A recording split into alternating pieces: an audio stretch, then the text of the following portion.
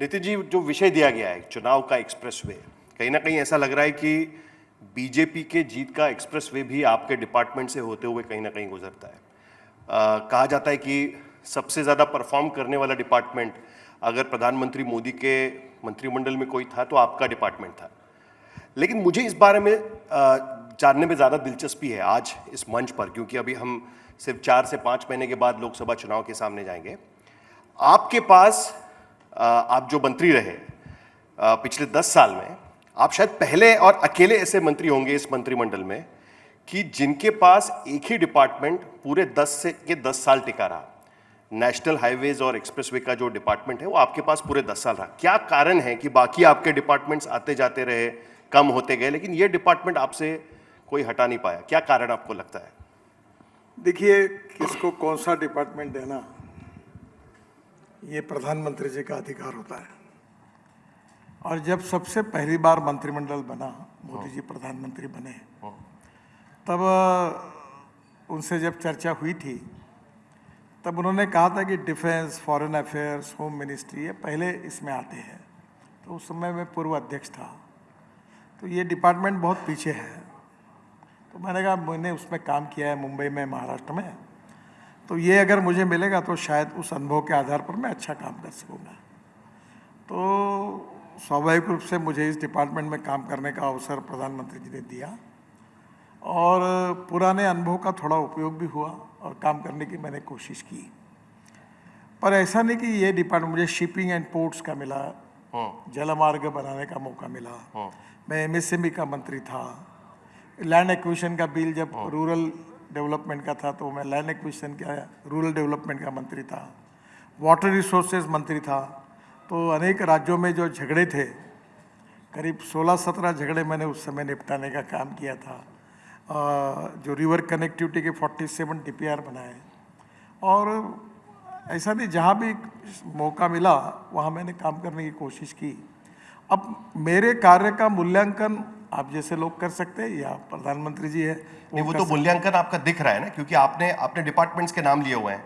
आप minister of road transport and highways बने 2014 में, तब आपके साथ में शिपिंग और वाटर रिसोर्सेज भी आपको साथ में दिया गया था। उसके बाद आपको गंगा रिजुविनेशन का भी आपको मंत्रालय दिया गया था। उसके बाद एक एक करके आपके डिपार्टमेंट्स ड्रॉप कर दिए गए, उसको एक जल शक्ति डिपार्टमेंट बनाया गया। पिछली बार आपको एक एडिशनल डिपार्टमेंट दिया गया एमएसएमई का, उसके बाद फिर वो भी डिपार्टमेंट के, लेकिन ये वाला जो पर्टिकुलर डिपार्टमेंट है वो आपके पास रखा रहा। इसका मतलब ये कि कहीं ना कहीं आपने जो इस डिपार्टमेंट में पिछले 10 साल में काम किया है वो प्रधानमंत्री को रास आया, या सरकार को लगता है कि इसी काम के भरोसे पर वो लोगों के सामने जाकर बोल पाएंगे कि हमने पिछले 10 साल में ये किया है? देखिए, सरकार में सभी मंत्री अच्छा कार्य करने की कोशिश करते हैं और प्रधानमंत्री के नेतृत्व में सरकार की परफॉर्मेंस की जब चर्चा होती है तो सभी डिपार्टमेंट की चर्चा होती है और सबकी जिम्मेदारी होती है कि उनको जो जिम्मेदारी मिली उसके आधार पर वो काम करें। मैंने भी काम किया है। अब ये इसके बारे में क्यों रखा, कितने दिन रखा, ये सब बातें, आपके सवाल सही है पर गलत व्यक्ति को है। आप प्रधानमंत्री को जब बुलाएंगे तो उनसे बात करिए तो आपको बता पाएंगे। आप काफी संभल के बात कर रहे हैं, आप बेबाकी से बात करने वाले नेता माने जाते हैं, लेकिन मुझे लगता है कि आप अप्रिसिएशन को एक्सेप्ट नहीं कर रहे हैं कि भाई अब सोचिए, पूरे मंत्रिमंडल में कोई ऐसा मंत्री नहीं है कि जिसके पास एक डिपार्टमेंट पूरे 10 साल तक रहा हो।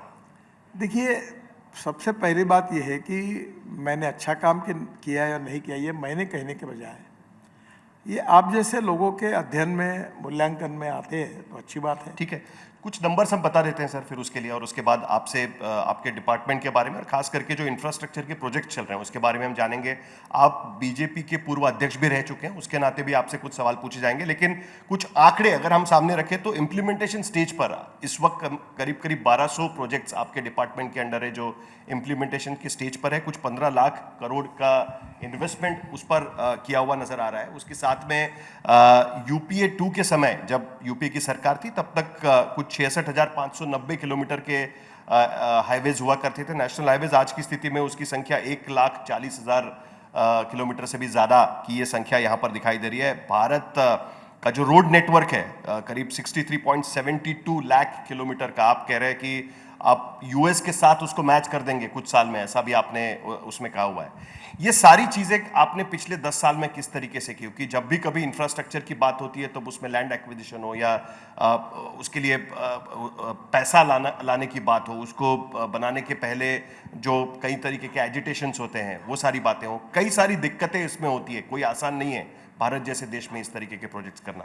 क्या आप अपने आप की उपलब्धि मानेंगे आपके काम की पिछले 10 साल में? क्योंकि आपको एक, जैसे मैंने कहा कि एक पूरा डिपार्टमेंट 10 साल बिना रोक टोक के चलाने को मिला है। देखिए, पहली बात तो ऐसे कि हिंदुस्तान का रोड नेटवर्क ये second largest in the world है और we are the fastest growing economy in the world. और स्वाभाविक रूप से प्रधानमंत्री जी का ये मिशन है, उद्देश्य है कि हम वर्ल्ड की तीसरी इकोनॉमी बने। और मैं American president John F Kennedy, इनके एक बहुत ही फेमस स्टेटमेंट को मैंने अपने ऑफिस में लिख कर रखा है। उन्होंने क्या कहा था कि American roads are not good because America is rich, but America is rich because American roads are good. Road से प्रॉस्पेरिटी आती, डेवलपमेंट होती है। अभी आपको मुझे ये जो अपने द्वारका एक्सप्रेस है हमने बनाया, जिसका आज तक ने अच्छा प्रोग्राम किया था, और टनल के अंदर भी हम गए थे। उस हाईवे की स्थिति ऐसी है कि 28 किलोमीटर हाईवे था, यानी सिंगल लेन पकड़े तो 56 किलोमीटर, पर है वो 563 किलोमीटर और डबल डेकर है, टनल भी है, ब्रिजेस भी है, स्टेट ऑफ आर्ट प्रोजेक्ट है। अब ये प्रोजेक्ट अटका हुआ था, दिल्ली और हरियाणा के बीच में विवाद था। और ये मुझे एक बार हरियाणा के मुख्यमंत्री जी ने गुड़गांव के एक प्रोग्राम में कहा कि ये 28 किलोमीटर आप जरा करा दो, तो मैंने हाँ कहा। मुझे लगा होगा 100, 150, 200 करोड़ का, ये निकला 8000 करोड़ का। और मुझे बताते हुए खुशी हो रही कि इस रोड के बाजू में कम से कम 5 लाख करोड़ रुपए की इन्वेस्टमेंट आई। इतनी बिल्डिंग्स बन रही है, इतना डेवलपमेंट हो रहा है इस रोड के आजू बाजू में कि नया गुड़गांव, दिल्ली का नया अच्छा पार्ट वहाँ डेवलप हो रहा है। वहाँ रियल इस्टेट में ऐसी स्थिति हुई कि एक व्यक्ति मुझे हवाई जहाज में मिले, यंग थे, अचानक मैं बिजनेस क्लास में था, वो भी थे, मेरे पैर छुए तो मैंने बोला ये मत करिए। बोले साहब आपने मेरी तकदीर को बदल दिया। मतलब मैंने क्या किया? बोले मैं NCLT में गया था, पूरा मेरा प्रोजेक्ट पूरे लंबे हो गए थे, कुछ नहीं हो रहा था, काम अधूरा अटका हुआ था। जैसा आपने द्वारका एक्सप्रेस वे बनाया, मुझे इतने 3 गुना रेट बढ़ गए, इतनी कीमत मिली। तो रोड से इंडस्ट्री आती है, रोड से ट्रेड बिजनेस बढ़ता है, रोड से रियल इस्टेट बनती है, रोड से स्मार्ट सिटीज़ बनती है, रोड से लॉजिस्टिक पार्क बनते हैं। तो डेवलपमेंट जो होती है, इकोनॉमिक प्रोग्रेस को रोड मल्टीप्लाई करता है। तो स्वाभाविक रूप से जहाँ रोड बनते हैं वहाँ डेवलपमेंट होती है। और इसलिए कोई भी इंडस्ट्री जब डालता है तो देखता है कि रोड कैसा है। Water, power, transport and communication, 4 चीज़ें जहाँ होगी वहीं वो इंडस्ट्री डालता है। और जो इंडस्ट्री आती है तो रोजगार मिलता है, ग्रोथ बढ़ती है। तो स्वाभाविक रूप से ग्रोथ में रोड का नेटवर्क इम्पोर्टेंट है और ये बहुत अच्छी तरीके से हिंदुस्तान में इसका विकास हुआ और जिसके कारण हमारी इकोनॉमी को बढ़ाने में भी बहुत बड़ा फायदा हुआ। सर, 5 ट्रिलियन इकोनॉमी की बात की जा रही है और उसमें जब भी बात होती है तब माना जाता है कि इंफ्रास्ट्रक्चर उसमें बहुत बड़ा हिस्सा होगा कि अगर 5 ट्रिलियन इकोनॉमी हमें पहुंचना है तो उसमें इंफ्रास्ट्रक्चर के जो हिस्सा होगा वो बहुत बड़ा होगा। क्या आप इस बात को समझते हैं और आपको लगता है कि जितनी तेजी से इंफ्रास्ट्रक्चर प्रोजेक्ट्स होने चाहिए उतने तेजी से भारत में नहीं हो पा रहे हैं? आपने काफी तय भी कर लिया होगा, लेकिन उसके बावजूद भी कई सारे अड़चने हैं, कई सारे रोड है इसके बीच में। देखिए, कल मैं बेंगलोर में था, कंस्ट्रक्शन इक्विपमेंट का पूरा प्रेजेंटेशन था और ऑल वर्ल्ड के लोग आए थे। पहली बार मैंने हाइड्रोजन पर चलने वाला JCB लॉन्च किया, इलेक्ट्रिक पर चलने वाले बड़े बड़े मशीन्स लॉन्च किए और उनका टोटल वॉल्यूम 1 लाख करोड़ का हुआ और 30 गुना राइज हुआ। अब देखो, रोड तो बनने के लिए जो मशीन लगती है उसमें 1 लाख करोड़ की इंडस्ट्री बन गई। तो रोड बनाने से रोजगार मिला, इंजीनियर्स को मिला, स्टोन, सीमेंट, स्टील का सप्लाई हुआ, रोड कंस्ट्रक्शन इक्विपमेंट का 3 गुना उपयोग होने लगा, उसका सेल बढ़ा और वो बनने के बाद लॉजिस्टिक कॉस्ट कम होती है। तो नेचुरली इतने बड़े उसके इफेक्ट्स हैं, उसका सोशो इकोनॉमिक इम्पैक्ट इतना बड़ा है कि जैसे मैं आपको बताता हूँ कि मैं मेरठ गया था तो एक जर्मनी से आया हुआ युवक मुझे मिला और उसने कहा कि मैं मेरठ का रहने वाला हूँ, मैं दिल्ली में मैंने फ्लैट लिया था, पर जब आपने दिल्ली मेरठ हाईवे बना और 1 घंटे में आना जाना होता है, तो मैंने दिल्ली का फ्लैट बेच दिया और मेरठ में मेरा बंगला बना है। तो मुझे लगता है यही डेवलपमेंट ऐसी बढ़ती जाती है। अभी आपको बताओ, हरियाणा में अपना हरिद्वार और उत्तराखंड में मैं अभी गया था, तो मुझे मुख्यमंत्री जी ने बताया कि आपने इतना अच्छा रोड बना दिया कि हमारा टूरिस्ट, रिलीजियस टूरिस्ट आते हैं तीर्थाटन करने के लिए, बद्रीनाथ, केदारनाथ, गंगोत्री, वो भी साल भर जाने का मौका मिलेगा, मानस सरोवर जाएंगे। तो उनने कहा 3 गुना टूरिस्ट बढ़े। अब टूरिस्ट बढ़े यानी रेस्टोरेंट बढ़ेंगे, रिसोर्ट्स बढ़ेंगे, होटल्स बढ़ेंगे, कार रेंटल पे आए लोग लेंगे, बसेस सर्विस बढ़ेगी, रेलवे का बुकिंग बढ़ेगा। अब देहरादून एयरपोर्ट पे 40 हवाई जहाज रोज जाते हैं। तो ये जो अलग अलग प्रकार से रोड, एयरपोर्ट ये सब बनने के बाद इकोनॉमी मल्टीप्लाई होती है, और वही प्रयास हमारी सरकार ने सबसे ज़्यादा किया कि the politics of 21st century is the politics of progress and development. आपने उत्तराखंड का जिक्र किया इसके लिए, हाल ही में वहाँ पर जो हादसा हुआ था उसके बाद ये बार बार सवाल उठाए जा रहे हैं कि क्या हिली एरियाज़ में इस तरीके के बड़े प्रोजेक्ट्स बनाने चाहिए? क्या ये एनवायरनमेंट के खिलाफ होंगे? क्या ये जो एक कॉन्फ्लिक्ट है कि एनवायरनमेंट और इंफ्रास्ट्रक्चर का, उसके वजह से, और कई बार इससे पहले भी हमने देखा है कि ऐसे प्रोजेक्ट्स को रेड फ्लैग किया गया है कि यहाँ पर इस तरीके के प्रोजेक्ट्स बनाना थोड़ा खतरे से खाली आप नहीं हो जो सकता। बात क्या कर रहे उसको दोबारा सोचने की जरूरत है, ऐसा आपको लगता है? बिल्कुल नहीं है। आप कभी स्विट्जरलैंड गए हो? जी। स्विट्जरलैंड में 4-4 किलोमीटर पे टनल बनी है। आप कोई भी यूरोपियन कंट्री में जाइए, स्विट्जरलैंड का स्टाटा और हिमालय का सेम है। और मुझे बताइए कि बद्रीनाथ, केदारनाथ, गंगोत्री, यमुनोत्री के लिए हर साल लैंडस्लाइड्स होती है, लोग मर रहे हैं, क्या वो नहीं रुकनी चाहिए? क्या जाने वाले लोग साल भर नहीं जाने चाहिए? क्या पहाड़ी क्षेत्र में रहने वाले लोगों को अगर टूरिज्म बढ़ेगा तो रोजगार मिलेगा? वो रोजगार नहीं मिलना चाहिए? देखिए, हमको इकोलॉजी एंड इन्वायरमेंट को भी प्रोटेक्ट करना है और डेवलपमेंट को भी आगे लेके जाना है, और इसलिए ऐसा विचार लेकिन करना उसके लिए जो प्रिकॉशंस की जरूरत है वो प्रिकॉशंस शायद नहीं हो रही है, इसके लिए ऐसे हादसे देखने को मिल रहे हैं। प्रिकॉशन की बात नहीं। देखो, एकदम कोई भी एक्सीडेंट हुआ कि तुरंत ब्लेम करना उचित नहीं होगा। ठीक। हम पूरी प्रिकॉशन करके हमने बनाया। पर आप एक बात समझ लो, आप महाराष्ट्र से हो, मैं भी हूँ, हमारे दिमाग में माउंटेन, पर्वत यानी क्या होता है? पत्थर, क्योंकि हमने ब्लैक सह्याद्री को देखा है। हिमालय ये पत्थर है ही नहीं, ये मिट्टी है अनेक जगह पर। वो पत्थर, छोटे छोटे पत्थर, वो मिट्टी में है, तो ये प्रॉब्लम आएगा ही। पूरे हिमालय टेरेन का प्रॉब्लम है, सिक्किम में है, अरुणाचल में, मेघालय में, सब जगह पर है। तो क्या हम रोड नहीं बनाए वहाँ? देखिए, पहली बात तो ऐसी कि टेक्नोलॉजी अब काफ़ी आगे गई है। एक एक्सीडेंट हुआ, उसका भी अध्ययन करके इसको हम कैसे टाल सकते हैं, इसका हम आगे काम करेंगे। एस्केप टनल क्यों नहीं बनाया? अरे भाई, 2.5 लाख करोड़ की टनल हम जम्मू कश्मीर में बना रहे हैं। जम्मू से श्रीनगर जाने के लिए 10 घंटे लगते थे, अब 3 घंटे में होगा, 3-4 महीने के बाद। क्या वहाँ के लोग कितने बार ट्रैफिक में ऐसे 24 घंटे अटक के बैठे रहे? क्या उनको रिलीफ नहीं मिलना चाहिए? क्या उनको सब्जी, दूध, मिल्क उनको सप्लाई नहीं होना? लद्दाख और लेह में अब कोई मार्ग ही नहीं है। ये झोजिला टनल जो हम बना रहे हैं, ये लाइफलाइन है वहाँ। 6 महीने, आपको मैं पूछना चाहता हूँ, 6 महीने उनको गैस, पेट्रोल सब स्टोर करना पड़ता है, फ्रूट, वेजिटेबल स्टोर करने पड़ते हैं, उनके पूरा कनेक्शन निकल जाता है। क्या उनको ऑल सीजन, साल भर के लिए कनेक्टिविटी नहीं चाहिए? वहाँ के लोग रहेंगे, उनको जीना नहीं है? और इसलिए अड़चने हैं, समस्या है, बहुत सी चैलेंजेस है, नेचुरल कैलेमिटीज़ है, उस पर मात करके इन्वायरमेंट और फॉरेस्ट को प्रोटेक्ट करते हुए सोल्यूशन को निकालना, यही काम करना होगा, और यही हम करने की कोशिश कर रहे हैं। क्या आप अपनी उपलब्धि मानते हैं पिछले 10 साल की? आप अगर कल चुनाव में जाएंगे, हालांकि आपने तो कसम खाई है कि आप ना बैनर लगाएंगे, ना वोटरों को जाके मनाएंगे, अगर जिसको देना है वोट तो दे दे। ये तो आप लोगों को ऐसा है कि कुछ भी मुंह में डालते हो और कुछ भी चला देते हो, यही इससे विश्वसनीयता खत्म होती। मैंने क्या कहा था जी कि मैं नागपुर का अभी 10 साल हुए सांसद हूँ, और नागपुर में मैंने 10 साल काम किया है। अब मैं पोस्टर बैनर इसलिए लगाया जाता है कि भाई कैंडिडेट का नाम मालूम नहीं, अगर मैं चुनाव लड़ूंगा तो मैं लोगों के घर जाऊंगा, उनको मिलूंगा, उनके आशीर्वाद लूंगा, पर मैं अभी पोस्टर बैनर नहीं लगाऊंगा, क्योंकि अब लोगों को मेरा नाम मालूम हो गया। नहीं, ठीक है, लेकिन देश के लोगों के लिए आप क्या बताएंगे कि ये मैंने काम करके दिखाया हुआ है, इसके लिए आप हमें वोट दें? देखिए, मैं अक्सर एक बात का पक्षधर हूँ कि अपनी बात मैंने नहीं कहनी चाहिए। यू आर द बेस्ट जज।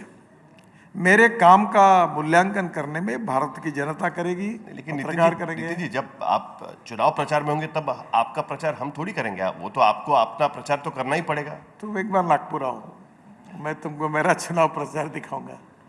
मेरे ऊपर इतना प्रेम है जनता का कि कैंडिडेट को जो प्रचार करना पड़ता है वो नहीं है। मैं नसीबवान हूँ कि लोगों का समर्थन है, जात पंथ धर्म भाषा और पार्टी।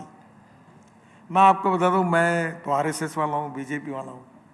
मैं मेरे डिपार्टमेंट में जब पार्लियामेंट में चर्चा कर रहा था तो 75 मेंबर ऑफ पार्लियामेंट अलग अलग पार्टी के बोले और 100% मेंबर्स ने मेरा अभिनंदन किया और मुझे धन्यवाद दिया। यानी उसमें सीपीएम वाले थे, तृणमूल कांग्रेस के थे, कांग्रेस के थे। तो आप मुझे बताइए, मैंने कहा छुपाई मेरी पार्टी, मेरा कन्विक्शन, इसके बाद भी लोग मुझसे प्रेम करते हैं, तो मैं नसीबवान हूँ। तो ये मुझे लगता है कि आप अच्छा काम करो और लोकतंत्र में सबका काम होना चाहिए, कानूनी काम सबका होना चाहिए, ये हमको सिखाया गया। सबका साथ, सबका विकास, सबका प्रयास, यही बात मोदी जी ने कही है। तो हम सबका काम करते हैं जो कानूनी काम है, तो लोगों में रिकॉग्निशन और प्रेम मिलता ही है। आप ही अभी हमने देखा कि अब हम जब स्टेज पर आ रहे थे तब अखिलेश यादव वहां पर बैठे हुए थे और तुरंत उन्होंने आपके सामने दरख्वास्त रख दी कि यूपी के लिए आप एक चीज बना दीजिएगा। स्टेट्स के चीफ मिनिस्टर्स आपके पास आते हैं, मैंने सुना, जो खास करके अपोजिशन स्टेट के चीफ मिनिस्टर आते हैं, क्योंकि उनको कॉन्फिडेंस होता है कि आपके पास जाएंगे तो आप उनकी बात नहीं टालेंगे। देखिए, लोकतंत्र में हम विचारधारा के आधार पर अलग अलग पार्टियां हैं, पर ये देश सबका है। जात पंथ धर्म भाषा सेक्स और पार्टी से ऊपर उठकर सबका है। मैं रोड का मंत्री हूं, क्या मैं ऐसा कर सकता हूं कि बीजेपी के संसद के क्षेत्र में रोड बनाऊं और कांग्रेस का लगने के बाद काम बंद करूं? आखिर जनता जो है भारत की, वो वहां भी रहती है और यहाँ भी रहती है। तो मेरा कर्तव्य यही है कि मैं सबके लिए काम करूं। जब मैं मंत्री बनता हूं तो मैं शपथ में क्या बोलता हूं, मैं सबके साथ न्याय करूंगा, तो मैं उसी का पालन कर रहा हूं। तो मैंने कभी इसमें विकास कामों में पॉलिटिक्स नहीं किया। जो सही है वो सबका किया, जो गलत है वो अपने लोगों को भी कहा कि ये करना उचित नहीं है। आपने पॉलिटिक्स की बात छेड़ी है तो मुझे उस पर आना है एक्चुअली, लेकिन उससे पहले कुछ सवाल जानना बहुत ज़रूरी है, क्योंकि आपका डिपार्टमेंट बहुत इंपॉर्टेंट डिपार्टमेंट है। खास करके जो रोड एक्सीडेंट्स की बात है, आपका एक मिशन था कि 2024 तक आप जो रोड एक्सीडेंट्स हैं या रोड एक्सीडेंट पे होने वाली मौतें हैं उसको आधे से कम कर देंगे। अब उसकी मियाद जो है 6 साल के लिए बढ़ा दी है। कहीं ना कहीं उसमें आपको लगता है कि डिफिकल्टीज हो रही है, हो नहीं पा रहा है, या लोगों का समर्थन नहीं मिल पा रहा है? क्या क्या कारण है कि वहां पर थोड़ी कमी नजर आ रही है? देखिए, एक बात तो सही है कि मेरा डिपार्टमेंट सब बातों में यशस्वी हुआ है, पर इस बात में सफलता नहीं मिली है। और उल्टा इस बार 10% बढ़ा है, डेथ 10% बढ़े और एक्सीडेंट 12% बढ़ा है। और इसका कारण रोड इंजीनियरिंग और ऑटोमोबाइल इंजीनियरिंग। तो रोड इंजीनियरिंग में जो ब्लैक स्पॉट्स है वो तो हम सुधार रहे हैं। ऑटोमोबाइल इंजीनियरिंग में अभी 6 एयरबैग्स भी आ गई, काफ़ी उसमें भी सुधार हो गया। पर जो ह्यूमन बिहेवियर है कि रेड लाइट लगा तो रुकना चाहिए, मोबाइल पर कान पे लगाकर स्कूटर या कार नहीं चलानी चाहिए, लेन डिसिप्लिन का पालन करना चाहिए। हमारी समस्या ये है कि ह्यूमन बिहेवियर को हम नहीं बदल पा रहे, कानून के प्रति डर भी नहीं और सम्मान भी नहीं। विचित्र अवस्था में हम जा रहे हैं और जिसके कारण ये समस्या आई है। पर मुझे लगता है कि मीडिया के सहयोग से, जनता के सहयोग से हम लोगों का माइंड सेटअप बदलेंगे, कानून के प्रति सम्मान पैदा करेंगे। और अभी तक तो ये हम इसमें कामयाब नहीं हुए, पर निश्चित रूप से भविष्य में होंगे, ऐसी कोशिश करेंगे। स्टेट्स के पास फंड्स की काफ़ी कमी होती है और जिसके वजह से कई बार ये बोला जाता है कि देखिए हमारे पास तो पैसे नहीं है, आप आके बनवा दीजिए। कई सारे प्रोजेक्ट्स तो मैंने देखा है कि आप पब्लिक रैली में अनाउंस कर देते हैं कि ठीक है आप नहीं बना सकते, मैं बना देता हूँ करके, मेरे पास दे दीजिए। तो पैसा स्टेट के पास जाना जरूरी है? आपको लगता है कि आप ही सब कुछ कर लेंगे उसमें? नहीं, ऐसा नहीं होता। देखिए, हमारे देश में स्टेट हाईवे है, नेशनल हाईवे है, डिस्ट्रिक्ट हाईवे है, गांव को जोड़ने वाले रोड है, और इसलिए स्टेट का काम स्टेट को करना है। पर जो हाईवे है जिनका पीसीयूज 20,000 से ज़्यादा हुआ है, तो उसका स्टेचर बढ़ाने के लिए उसको नेशनल हाईवे में कन्वर्ट करने का काम हम करते हैं। इंडस्ट्रियल कॉरिडोर बनाते हैं, ग्रीन एक्सप्रेस हाईवे बनाते हैं। अभी दिल्ली से चेन्नई हम हाईवे बना रहे हैं जिससे 320 किलोमीटर डिस्टेंस कम होगा। सूरत से नासिक, नासिक से अहमदनगर, अहमदनगर सोलापुर, सोलापुर से कर्नूल और कर्नूल से त्रिवेंद्रम, कन्याकुमारी, चेन्नई, बेंगलोर, मैंगलोर सब जगह जाएंगे।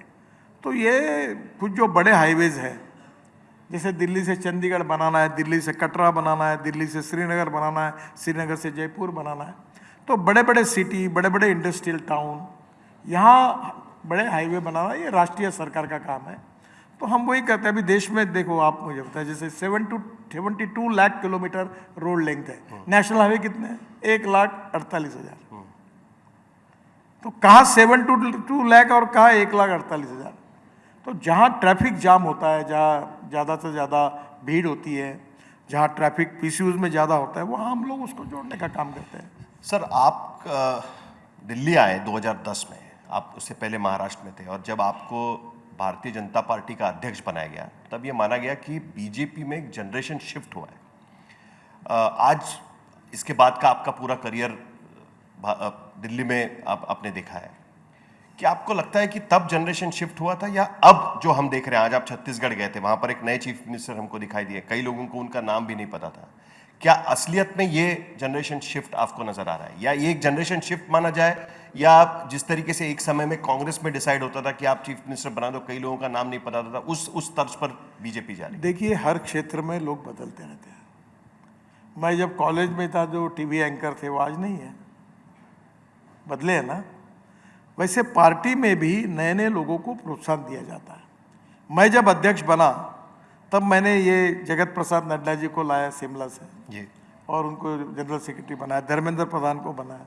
तब मैंने उस समय के नई जनरेशन के लोगों को पार्टी में जिम्मेदारी दी।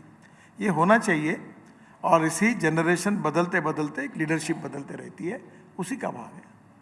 लेकिन ये जनरेशन शिफ्ट पिछली जनरेशन को दरकिनार करके होनी चाहिए, या उनको साथ में लेकर होनी चाहिए? नहीं, उनको साथ में लेकर ही होता है, बातचीत से होता है, चर्चा से होता है।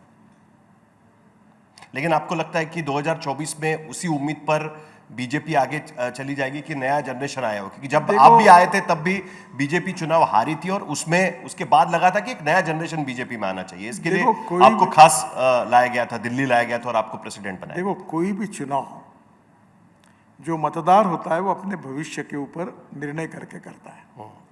आज देश के इतिहास में 47 के बाद आज तक कांग्रेस को 60 साल सत्ता में रहने का मौका मिला।